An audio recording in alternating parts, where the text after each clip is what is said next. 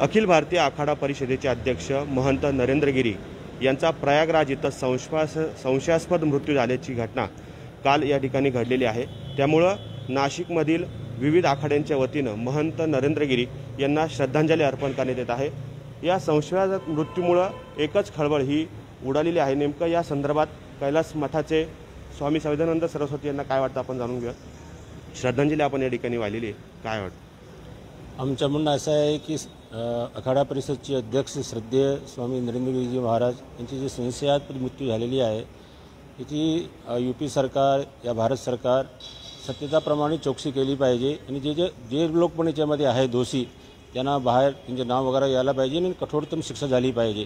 कारण की नरेंद्र गिरीजी महाराज हे एक उच्चतम व्यक्तिमत्वाचे धनी होते, सर्वांना बरोबर घेऊन जाणारे व्यक्तिमत्व होते ते। आणि आता जे इलाहाबादमध्ये, हरिद्वारमध्ये, नाशिक, उज्जैन सर्व ठिकाणी जे कुंभमेळे 4 ठिकाणी जे झाले त्यांची अध्यक्षताखाली त्याच्यामध्ये इलाहाबादमध्ये जे कुंभ झाला तो जागतिक स्तरावरती ती चर्चा झाली त्याची। असा व्यक्तिमत्व आत्महत्या करू शकता हे आम्हाला तो विश्वास नाही अजून पण आता जे काही याच्यामध्ये घटना आहे ते सरकारच सांगू शकणार आहे। खरं तर अनेक वेळा महंत नरेंद्र गिरी यांनी आपला सहवास लाभला, अनेक विविध धार्मिक कार्यक्रमांना देखील आपण या ठिकाणी उपस्थित होता। एक आठवण म्हणून आपल्याला नेमकं काय सांगा? स्वामी नरेंद्र गिरीजी महाराज कमीत कमी आमची जे मित्रता आहे ती 30 वर्षापासून आहे।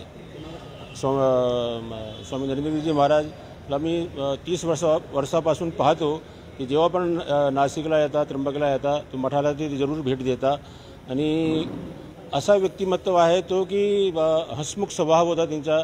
जे पण यांच्याबरोबर यांच्याकडे यायचे काही समस्या वगैरे घेऊन महाराज आमचं हे काम सेवा तुमच्या आश्रमातर्फे पाहिजे, ते सर्व लोकांची सेवा करतात तिथे। तो असा अजून पण आम्हाला ते विश्वास होत नाही आहे की ते आत्महत्या करू शकतात असं। खरं तर आत्महत्येच्या चौकशी किंवा जो काही संशयास्पद मृत्यू महंत नरेंद्र गिरी यांचा झाला आहे त्या संदर्भातली चौकशी करावी अशी मागणी या ठिकाणी होते। आपल्यासोबत आणखी काही संत म्हणतात।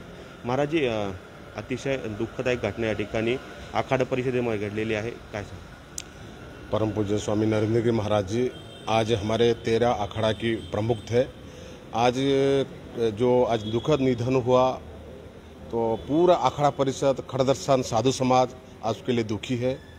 हमारे नासिक की सभी साधु संत त्र्यंबक चाहे नासिक पूरे आज दुखी है।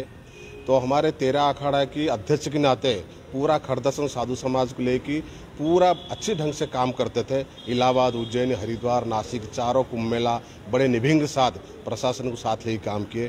परम पूज्य स्वामी जी के साथ हम लोग की कोई भी अखाड़ा की कोई काम हो हम लोगों के साथ जाए के काम करते थे। कोई छोटे से छोटे साधु की हो सबकी काम बड़े प्रेम से करते थे। आज जो कल दुखद निधन हुआ उसके कारण क्या है मैं तो ये कभी नहीं सोच सकता हूँ जो परम पूज्य स्वामी जी ऐसे आत्महत्या करेंगे, क्योंकि इतने व्यक्तिमत्व थे तो कभी ऐसे कर ही नहीं सकते।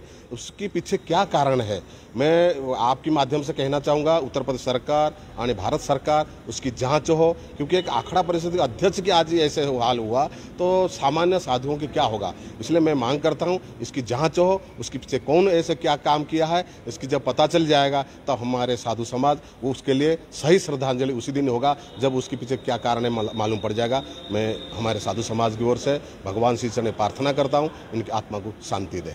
खरं तर महंत नरेंद्र गिरी यांच्या संशयाचा मृत्यू जो झालेला आहे त्याची चौकशी उत्तर प्रदेश सरकार आणि भारत सरकारने देखील करावी अशी मागणी आता होत आहे। आपल्यासोबत आणखी काही संत आहेत।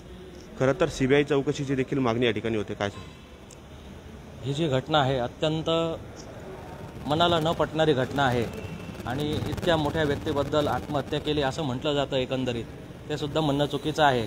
आत्महत्या की हत्या जोपर्यंत याचा निर्णय सरकारी यंत्रणेद्वारा होत नाही तोपर्यंत असं म्हणणं पण चुकीचं आहे। आणि भारत सरकार, यूपी सरकार यांना मी निवेदन करतो की याची सर्वोच्च चौकशी करून दोषींवर कठोरात कठोर कारवाई करण्यात यावी आणि तीच खरी स्वामीजींना श्रद्धांजली असेल। ओम शांती।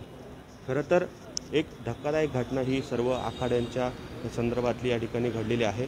नाशिकहून उमेश आवनकर, लेट्सअप लाईव्हसाठी।